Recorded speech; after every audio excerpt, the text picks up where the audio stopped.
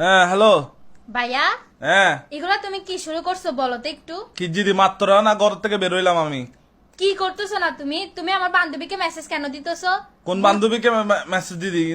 কি বান্ধবী? তুমি বুঝতেছো না কোন বান্ধবী? এগুলা সব মিথ্যা কথা। আমার বান্ধবী আমারে বলছে তুমি আমার বান্ধবীরে বলতেছো গুড মর্নিং গুড নাইট তো দেখা গুড মর্নিং গুড নাইট বলা কি খারাপ? এগুলো তুমি কেন বলতেছো? এগুলো তোমার কেন বলতে হচ্ছে বুঝতেছি না আমি। তো এখানে খারাপ কি করছি? রাতে কল দিচ্ছ, ওকে দেখা করতে বলতেছো, এটা তো খারাপ। আমার রাতে কলে গুলা বুলেট সাপ করে আর কি কি এখন কি কি এখন কাহিনী? আমার বান্ধবীরা আমাকে বলতেছে তোর ভাই শেষরা।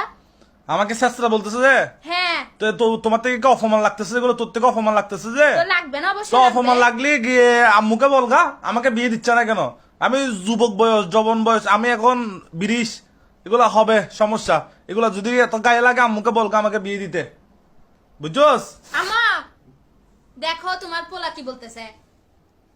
কি হদে শোনো এই হ্যাঁ কি হদে এই ওর বান্ধবীকে আমি মেসেজ দিছি, তো ওর বান্ধবীকে ভালো লাগলে আমি দিব না? তোর বান্ধবীর কত তো ভালো লাগে। তোর বান্ধবী তোর বন্য নাই বেজেন কেন বইন? তো কিসের বইন?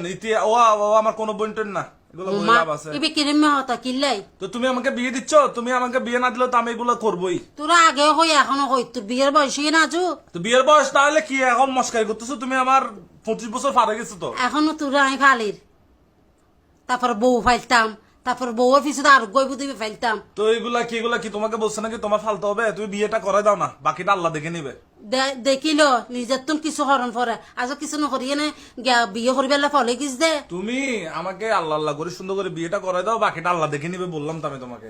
এখনো বড় এখনো ছোট তুই তাহলে আমার কিছু করেন না, আমি এরকম গুতাবো নাজিফার বান্ধবী, ওই বান্ধবী সে বান্ধবী গুতাবো। গুতাইলে আইও তোর চাইলে কেন গুতস।